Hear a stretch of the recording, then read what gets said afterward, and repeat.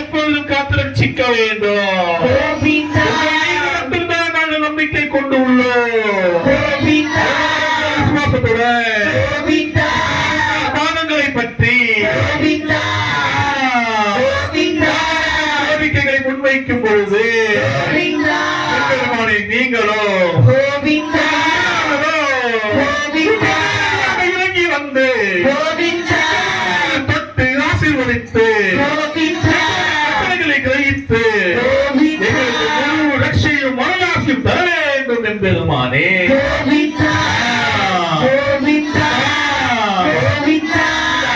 ஆயர்பாடி கிராமத்திலே உத்தரவுப்படி அனைவரும் மனைகள் வாங்கியுள்ளோம் என்பெருமானே.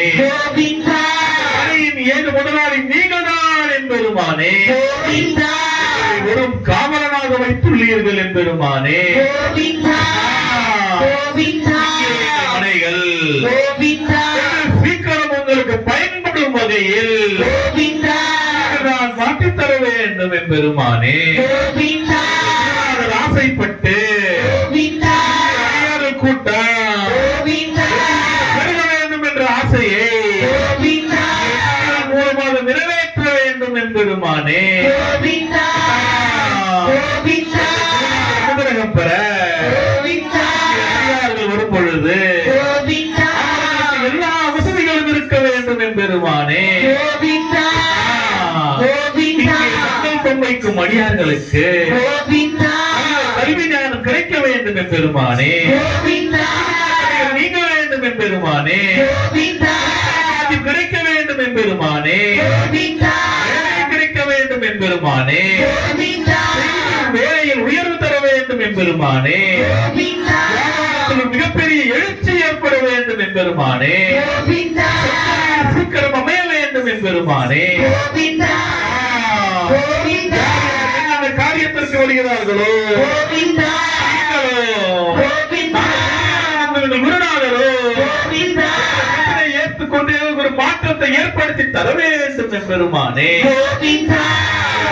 எங்களுக்கு போக்க வேண்டும் என்பெருமானே. குடும்ப சந்தோஷம் பெருக வேண்டும் என்பெருமானே.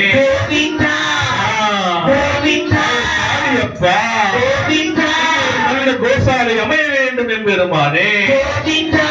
பார்த்தால் பசு ஆடு கோழி என்று பெருக வேண்டும் என்பெருமானே. விவசாயம் மற்றும் அனைத்து பயிரிடும் வேலைகளும் உத்தரவுப்படி வேண்டும் என்பெருமானே. ஆயர்பாடி கிராமத்திற்கு அர்ப்பணிக்கின்றோம் என்பெருமானே. அப்பா சுத்தம்படி நீங்களே அடியார்களை வைத்து முழுமையாக பிரதிஷ்டையாகி உள்ளீர்கள் என்பெருமானே. அடியார்களாகிய நாங்கள் காரணத்தை மாற்ற பாடுபடுவோம் என்று கூறுகின்றோம் என்பெருமானே. ஆசைக்கு கட்டுப்பட்டு முடிந்தவரை ஆயர்பாடி கிராமத்தை வெகுவாக வளர்ப்போம் என்று அளிக்கின்றோம் என்பெருமானே.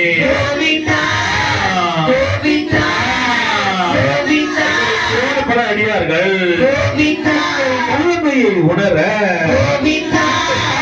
நீங்கள் உயிரோட்டமாக இருக்க வேண்டும் என்பெருமானே.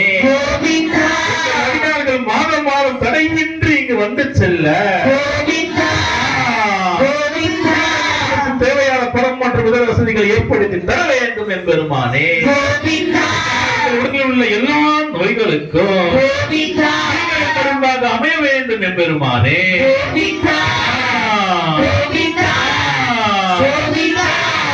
நோய்கள் எல்லாம் மனதில் இருக்கும் நோய்கள் எல்லாம் தன்மந்த சக்தியோடு எங்களை மாற்றி தர வேண்டும் என்பெருமானே. நம்பி வந்து மட்டுமே கதி என்று வாழும், நாமத்தை மட்டுமே கதி என்று வாழும்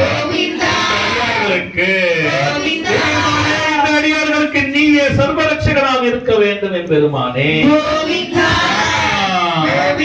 கைங்கரிய பாக்கியம் தடைபெறாமல் நடக்க எங்களுக்கு அருள் புரிய வேண்டும் எம்பெருமானே. எந்தவித ஆணவமும் எங்கள் தலைக்கு ஏறாமல் அடியவனுக்கு அடியாக நாங்கள் இருக்க வேண்டும். குருநாதரை போல் சாதாரணமாக வாழ்ந்து கொண்டு பல விஷயங்களை சாதிக்க வேண்டும் எம்பெருமானே. கிருஷ்ணா கிருஷ்ணா, குரு ஜெயந்தி என்று கூடியில் இருந்த அடியார்களுக்கு, குருநாதரின் ஜெயந்தி என்று கூடியில் இருந்த அடியார்களுக்கு நீங்களே முழுமையாக நின்று ஒன்று கோடி ஜபிக்கின்ற சக்தி வாய்ந்த கோவிந்த நாம ஜபத்தின் வல்லமையா பொருளாதார நிலை உயர்ந்து வேண்டும். பொருளும் உடையோ கிடைக்க வேண்டும். வாங்கிய கடன்களை திருப்பி தர வேண்டும். மனதிற்கும் இயக்கங்களை நீங்கள் மாற்றி தர வேண்டும். ஆரோக்கியத்தில் என்ன குறைபாடு இருக்கின்றதோ அவை அனைத்தும் நீங்கள் சரி செய்து தர வேண்டும். ஆரோக்கியம் நீடித்த ஆயிலும் குடும்ப சந்தோஷமாக வாழ்ந்திட கிடைக்க வேண்டும். மேலாக மேலாக அடியார்கள் கூட்டமாக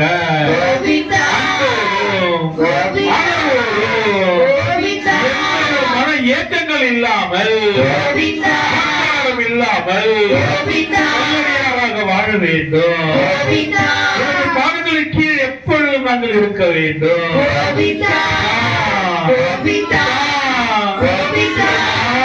ஆசீர்வாதம் எங்களுக்கு புரிய வேண்டும் என்று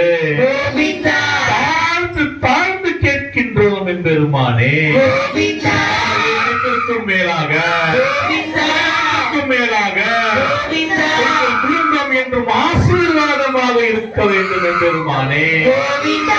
குருநாதருடைய கருணையோ கருணையோ மாபெரும் சக்தியான பிரார்த்தனா மந்திரம் கிருஷ்ண பரமாத்மாவின் அருளாசியாலோ எல்லா இடத்தில் சென்றாலோ வெற்றி என்று எங்களோடு இருக்க வேண்டும். சங்கல்பத்தோடு நாங்கள் கூறிய எங்கள் கூட்டு பிரார்த்தனை கோரிக்கைகளை ஏற்று நாளத்தில் இருக்கும் எங்கள் கோரிக்கைகளை ஏற்று வேற யாரையும் நாங்கள் அண்ட முடியாது என்று நாங்கள் மனதார ஒப்புக்கொள்கின்றோம் எம்பெருமானே. நீ மட்டுமே எங்களுக்கு கதி. காட்டிய வழி மட்டுமே நாங்கள் நம்பி சென்று வருவோம். ஒரு ஆணை மட்டும்தான் நாங்கள் வாழ்வோம். ஏற்பட்ட அடியார்களாகிய எங்களுக்கு ஆசீர்வாதமும் ஐஸ்வர்யமும் தந்து மங்களமும் பொழிந்து எங்களுடைய பிரச்சனைகளில் இருந்து மீட்டெடுக்க அதிசயத்தையும் அற்புதத்தையும் நீங்கள் செய்து காட்டி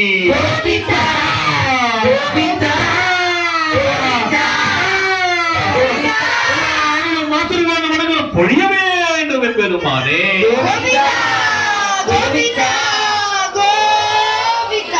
கிருஷ்ணார்ப்பணம். ஹரே கிருஷ்ணா. அடியார்களே, இந்த வல்லமையோடு இந்த ஆசீர்வாதத்தோடு எம்பெருமான் நம்மளோடு இருந்து கொண்டிருக்கும் பொழுது அவர் பாதங்களை நம் குருநாதர் சொன்னது போல் கோவிந்தா கோவிந்தா கோவிந்தா ஜெபித்துக் கொண்டு பற்றிக் கொள்வோம்.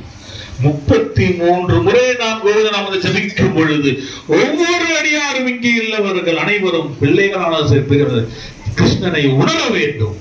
இந்த ஆயர்பாடியப்பன் இங்கு இருக்கிறார் என்று நீங்கள் உணர வேண்டும். குருநாதர் நம்மளை தொட்டு நராசிசியா எப்படா இருக்கா என்று அவர் சொல்வதை நீங்கள் அனைவரும் உணர வேண்டும். அடியார்களே, அப்பேற்பட்ட நாமத்தை நீங்கள் ஜெபிக்க வேண்டும். உங்களுடைய ஒவ்வொரு கோவிந்த நாம ஜெபமும் அவருடைய பாதங்களுக்கு போய் சேர வேண்டும். நம் குருநாதரை தட்டி எழுப்ப வேண்டும்.